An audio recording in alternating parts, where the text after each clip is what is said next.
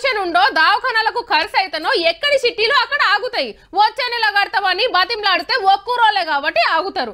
అదే బ్యాంకులో లోన్ తీసుకున్నాం అనుకోండి, వాళ్ళు సుతా ఓ 2-3 నెలలు ఓపిక బట్టి ఇక ఇల్లు మొండికేసేటట్టే ఉన్నారని మొదలు ఫోన్ల మీద ఫోన్లు కొడతారు. ఎత్తకుంటే సీదా ఇంటికే వస్తారు. ఇక గందుకే ఉన్నదో లేందో ఇంత దీని ఉంటారు గాని అప్పులు లోన్ల తెరువుకు ఓరు కొందరు. వీళ్ళ కథ ఏమైందో చూడుర్రి మరి. కొంటారుల్లా గీ ట్రాక్టర్ అట కండిషను పికప్ ఫస్ట్ క్లాస్ ఉన్నాయి. గంత మంచిగున్న బండిని వాళ్ళెందుకు అమ్ముతారు? ఏదో మతలో ఉంటది అంటురులే. హౌ పెద్ద మనాదే ఉన్నది. సిరిసిల్ల జిల్లా చిక్కుడువానిపల్లె గ్రామ పంచాయతీ ట్రాక్టర్ ఇది. దీన్ని అమ్ముతాం, కొనేటోళ్ళుంటే రావచ్చని సోషల్ మీడియాలా సాటింపేసిండ్రు. సర్పంచ్ అక్క వాళ్ళ ఇంటాయనే. మరి గంత తిప్పలేమొచ్చింది అంటారా? అక్కే చెప్తది ఇనుండ్రి. నిధులు లేకపోవడం వల్ల మేము ట్రాక్టర్ లోన్ కట్టుకోలేకపోతున్నాము.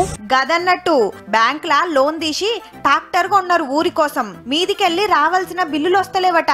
కిస్తీలు కట్టకుంటే బ్యాంకోళ్ళు ఊకుంటారా? నోటీసుల మీద నోటీసులు పంపుతుంటే ఇజ్జత్ అనిపిస్తుందట. ఇదేందని ఆఫీసర్ల చుట్టూ ఎన్ని మాటలు తిరిగినా ఎవ్వరు పట్టించుకోకుంటే ఇంత పనికున్నారా అని ట్రాక్టర్ అర్రాసు పెడతామని సాటింపేసిండ్రన్నట్టు. సర్కార్ సొమ్ము అంత అల్కగా అమ్ముడు కాదు గాని మా తిప్పలు పెద్ద ఆఫీసర్లకు ఎరకైతాయని ఓ ఆపోచన.